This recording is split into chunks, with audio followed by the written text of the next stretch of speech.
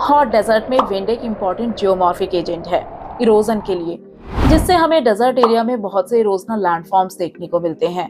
But wind के साथ साथ रनिंग वाटर भी यहाँ इरोजन करने वाला एक इम्पॉर्टेंट जियोमॉर्फिक एजेंट है। पर कैसे? तो इसके बारे में हम लास्ट वीडियो में डिटेल से जान चुके हैं। इस वीडियो में हम जानेंगे विंड के ब्लो होने से और अचानक होने वाला रेनफॉल डेजर्ट एरिया में किस तरह के इरोजनल लैंडफॉर्म्स को क्रिएट करता है। So let's start. Erosional landforms. Desert area में बनने वाले इरोजनल लैंडफॉर्म्स में शामिल है pediments and pediplains, playas, deflation hollows and caves, at last, mushroom, table and pedestal rocks. सबसे पहले जानते हैं पेडिमेंट्स एंड पेडिप्लेन्स के बारे में। बट आखिर ये है क्या? Gently inclined rocky floors close to the mountains at their foot, with or without a thin cover of debris, are called pediments. Means desert region में माउंटेन्स के फुट पर बनते हैं पेडिमेंट्स। ये हल्के ढलान वाला रॉकी सरफेस होता है जो फॉर्म्ड होता है माउंटेन्स के फुट पर। अब इस रॉकी सरफेस पर सेडिमेंट्स हो भी सकते हैं और नहीं भी, क्योंकि इन सेडिमेंट्स को विंड और पानी का फ्लो दूसरी जगहों पर ट्रांसपोर्ट कर देता है। इन शॉर्ट्स हम कह सकते हैं कि माउंटेन्स के फुट पर पाए जाने वाले रॉकी सरफेस को कहा जाता है पेडिमेंट्स। बट क्वेश्चन ये है कि इनका फॉर्मेशन होता कैसे है। Such rocky floors form through the erosion of mountain front through a combination of lateral erosion by streams and sheet flooding. Means इनका फॉर्मेशन होता है lateral erosion और sheet erosion के थ्रू। Lateral erosion का मतलब है जब रिवर्स अपने साइड्स को कट करना शुरू कर देती हैं तो उसे कहा जाता है lateral erosion। माउंटेन्स के पास से फ्लो होने वाले रिवर्स या स्ट्रीम्स अपने तेज फ्लो के कारण अपने साइड्स की चट्टानों को कट करना शुरू कर देती हैं। ये कटाव माउंटेन के बेस पर होता है, जिससे एक फ्लैट या हल्की ढलान वाला सरफेस बन जाता है। टाइम के साथ ये सरफेस और ज्यादा वाइड हो जाता है, जिसे पेडिमेंट कहा जाता है। मेनली जितना ज्यादा लैटरल इरोजन होगा उतना ही पेडिमेंट बड़ा और चौड़ा होता जाएगा। अब इस रीजन में अचानक होने वाले रेनफॉल से पानी शीट की तरफ फ्लो करना शुरू कर देता है। मीन्स पानी एक पतली सी चादर की तरह तेजी से फ्लो करता है और एक बड़े एरिया को एक साथ कवर कर लेता है। इस तरह का शीट फ्लड से चट्टानों की ऊपरी परत यानी अपर लेयर रिमूव होने लगती है, क्योंकि फ्लड का पानी छोटे छोटे रॉक्स और सॉइल को बहाकर दूर ले जाता है, जिससे फॉर्मेशन होता है जेंटल स्लोप वाले सरफेस का, जिसे कहा जाता है पेडिमेंट। अब आगे चले तो once pediments are formed with a steep wash slope and free face above it, the steep wash slope and free face retreat backward. This method of erosion is termed as parallel retreat of slopes through back wasting. Means pediment का formation किसी भी ऊंची चट्टान के base पर होता है, जैसे कि माउंटेन के फुट पर। इस पेडिमेंट के ऊपर होता है स्टीप स्लोप, जिसे कहा जाता है स्टीप वॉश स्लोप। ये स्टीप वॉश स्लोप लगातार इरोजन की वजह से वीक हो जाता है। जब इस स्लोप का इरोजन कंटिन्यू रहता है तब इस चट्टान का क्लिफ या जिसे फ्री फेस भी कहा जाता है वो पीछे की तरफ रिट्रीट होने लगता है, यानी ये ऊंची चट्टान कटाव की वजह से पीछे की तरफ हटने लगती है। इरोजन के इस मेथड को कहा जाता है parallel retreat of slopes through back wasting. यहाँ बैक वेस्टिंग का मतलब है स्लोप्स का कटाव की वजह से पीछे की तरफ हटना, और पूरे स्लोप का समान रूप से पीछे की तरफ हट जाना कहलाता है पैरेलल रिट्रीट। ये प्रोसेस टाइम के साथ पहाड़ों और चट्टानों को धीरे धीरे छोटा और फ्लैट कर देता है।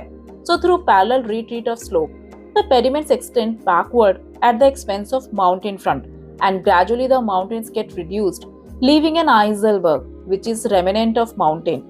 Means इस प्रोसेस में स्लोप्स के समान रूप से पीछे की तरफ हटने से धीरे धीरे इन माउंटेन्स के किनारे भी कट होने लगते हैं, और ऐसा होने पर ये पेडिमेंट्स भी पीछे की तरफ एक्सटेंड यानी फैलना शुरू कर देते हैं।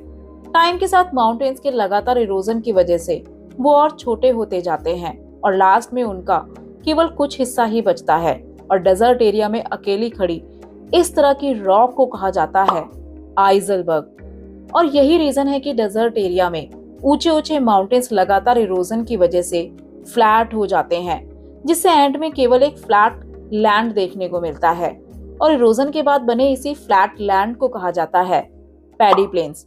इन शॉर्ट, माउंटेन्स के फुट पर बनते हैं पेडिमेंट्स। लगातार इरोजन की वजह से माउंटेन्स के स्लोप्स कट होना शुरू हो जाते हैं, जिससे केवल माउंटेन्स का कुछ हिस्सा ही बचता है।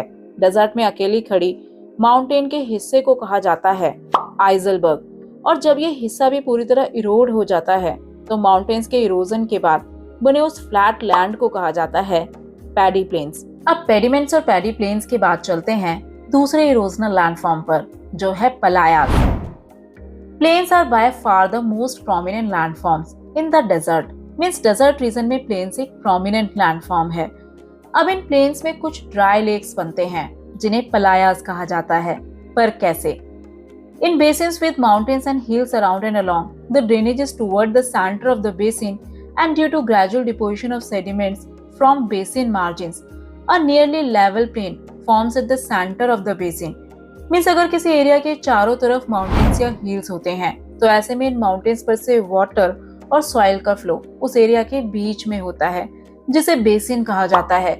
मेनली इन माउंटेन्स और हिल्स से सॉइल, सैंड और अदर सेडिमेंट्स फ्लो करते हुए धीरे धीरे बीच में उस डिप्रेशन यानी बेसिन में जमा होते रहते हैं। टाइम के साथ सेडिमेंट्स के जमा होते रहने से वो डिप्रेशंस चेंज हो जाते हैं प्लेन सरफेस में, और इसीलिए कहा गया है कि बेसिन्स के अंदर सेडिमेंट्स के जमा होते रहने से वो कन्वर्ट हो जाते हैं प्लेन्स में। आगे चले तो in times of sufficient water this plain is covered up by a shallow water body. अब मान लीजिए अगर इस रीजन में रेनफॉल हो जाए तो माउंटेन से सीप करते हुए ये वाटर पहुंचता है इन प्लेन्स में, जिससे ये प्लेन्स कन्वर्ट हो जाते हैं शैलो वाटर बॉडी में। Such type of shallow lakes are called as playas, where water is retained only for short duration due to evaporation, and quite often the playas contain good deposition of salts. Means desert region में बने इस तरह की shallow water bodies को कहा जाता है पलायास। Basically इन्हें शैलो लेक्स भी कहा जाता है क्योंकि इनके अंदर बहुत ज्यादा वाटर कलेक्ट नहीं हो पाता है और इसीलिए ये बहुत ज्यादा डीप नहीं होते हैं। इनमें वाटर शॉर्ट ड्यूरेशन के लिए ही अवेलेबल रहता है क्योंकि इवेपोरेशन होने के कारण पानी इवेपोरेट हो जाता है और पीछे पलायास में रह जाता है सॉल्ट। अब ये प्रोसेस यहाँ चलता रहता है जिससे इन पलायास में सॉल्ट डिपॉजिट होते रहता है और एक टाइम के बाद the playa plain covered up by a salt is called alkali flats. Means ये पलाया प्लेन्स कवर्ड हो जाते हैं सॉल्ट से, जिसे कहा जाता है अल्काली फ्लैट्स। तो कुछ इस तरह फॉर्म होते हैं पलायास। अब चलते हैं नेक्स्ट इरोजनल लैंडफॉर्म पर, जो है deflation hollows and caves. Deflation के बारे में हम पहले भी जान चुके हैं। ये एक ऐसा प्रोसेस है जिसमें विंड सैंड और रॉक्स के पार्टिकल्स उड़ाकर अपने साथ ले जाती है। ऐसा लगातार होने से रॉक्स के सरफेस पर से सैंड रिमूव होने लगती है। अब जब इस प्रोसेस के थ्रू रॉकी सरफेस या सैंड के सरफेस पर क्रिएट होंगे होलो तो उन्हें कहा जाएगा डिफ्लेशन होलोज। पर कैसे? Weathered mantle from over the rocks or bare soil gets blown out by persistent movement of wind currents in one direction. This process may create shallow depressions called deflation hollow. Weathered mantle से यहाँ मतलब है sand और टूटे हुए rocks के particles, क्योंकि soil का फॉर्मेशन भी weathered रॉक से होता है, इसीलिए सैंड और रॉक्स के पार्टिकल्स यहाँ कहलाएंगे weathered mantle। अब जब विंड के एक स्पेसिफिक डायरेक्शन में ब्लो करने से रॉक्स के ऊपर से या सॉइल के ऊपर से छोटे छोटे पार्टिकल्स विंड के साथ ब्लो होने लगते हैं, जिससे वो क्रिएट करते हैं कुछ इस तरह के शैलो डिप्रेशंस। क्योंकि विंड के लगातार इरोजन करने से उस सरफेस पर से सॉइल की लेयर रिमूव होने लगती है और सॉइल के रिमूव होने से बने इन शैलो डिप्रेशन को कहा जाता है deflation hollow. Now deflation also created numerous small pit और cavities over rock surface. Means deflation का ये प्रोसेस रॉक के सरफेस पर बहुत से छोटे छोटे पिट्स यानी गड्ढे भी बना देता है। पर कैसे? The rocks faces suffer impact and abrasion of wind borne sand and first shallow depressions called blowouts are created. Means होता कुछ ये है कि जब विंड सैंड और रॉक्स के पार्टिकल्स को लेकर ब्लो करती है तो वो मटेरियल टकराता है रॉक के सरफेस से, जिससे शुरू होता है एब्रेशन का प्रोसेस। इस प्रोसेस में विंड के साथ ब्लो होने वाला मटेरियल सरफेस से टकराकर उसे घिसना शुरू कर देता है। एब्रेशन के साथ साथ यहाँ काम करता है एक और प्रोसेस, जो है इम्पैक्ट। इस प्रोसेस में जब विंड के साथ आया मटेरियल सरफेस से तेजी से टकराता है तो वो सरफेस पर क्रिएट करता है पिट्स। मेनली इस प्रोसेस में पहले क्रिएट होंगे शैलो डिप्रेशंस, जिन्हें कहा जाता है ब्लोआउट्स। यानी ये डिप्रेशंस बहुत ज्यादा गहरे नहीं होते हैं, और जब यही ब्लोआउट्स और ज्यादा डीपर और वाइड हो जाते हैं तो ये कहलाते हैं केव्स। तो कुछ इस तरह फॉर्म्ड होते हैं डिफ्लेशन होलोज एंड केव्स। अब हॉट डेजर्ट में बनने वाला लास्ट इरोजनल लैंडफॉर्म है mushroom, table and pedestal rock. Deflation, abrasion और इम्पैक्ट जैसे प्रोसेसेस के बारे में हम ऑलरेडी जान चुके हैं। इन प्रोसेसेस के थ्रू ही फॉर्म्ड होते हैं mushroom, table and pedestal rocks. Mainly ये एक ही तरह की रॉक है, बट क्वेश्चन ये है कि आखिर ये बनती कैसे है।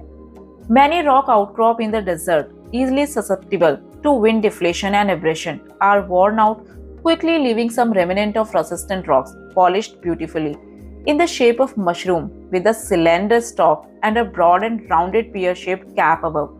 हम जानते हैं कि रॉक्स बहुत सी लेयर से बनते हैं। अब किसी स्पेसिफिक रॉक में सॉफ्ट लेयर भी हो सकती हैं जो आसानी से इरोड हो सकती हैं, और हार्ड रॉक्स भी जो आसानी से इरोड नहीं हो सकती हैं। अब होता कुछ ये है कि डेजर्ट एरिया में विंड के लगातार डिफ्लेशन और एब्रेशन के प्रोसेसेस के थ्रू सॉफ्ट रॉक्स घिसती रहती हैं, जिससे वो इरोड होने लगती हैं। बट कुछ ऐसी हार्ड रॉक्स भी होती हैं जो जल्दी से इरोड नहीं हो पाती हैं। अब विंड के साथ उड़ने वाले सैंड और सेडिमेंट्स में वेट होता है, इसीलिए रॉक्स के ऊपर उतना ज्यादा एब्रेशन क्रिएट ना करके उनके नीचे वाले पार्ट को कट करते रहती हैं, जिससे रॉक्स की कुछ खास तरह की शेप क्रिएट हो जाती है।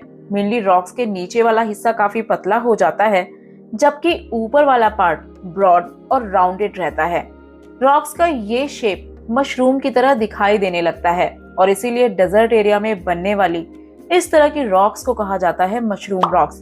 Now sometimes the top surface is broad like a table top and quite often the remnants stand out like pedestal. अब इस रॉक के नीचे वाला पार्ट पेडिस्टल की तरह नजर आता है, इसीलिए इसे कहा जाता है पेडिस्टल रॉक, और ऊपर वाला पार्ट नजर आता है टेबल की तरह, और इसीलिए इसे कहा जाता है टेबल रॉक। तो कुछ इस तरह फॉर्म्ड होते हैं मशरूम, टेबल और पेडिस्टल रॉक्स। तो फाइनली हम हॉट डेजर्ट में बनने वाले इरोजनल लैंडफॉर्म्स को भी कंप्लीट कर चुके हैं, जिसमें शामिल थे pediments and pediplains, playas, deflation hollows and caves, at last mushroom, table and pedestal rocks. Next video में हम बात करेंगे डिपोजिशनल लैंडफॉर्म्स के बारे में। You can join our Telegram channel for more information and resources. The link has given in the description. Hope you like this video. For more videos, do like, share, and don't forget to subscribe our channel.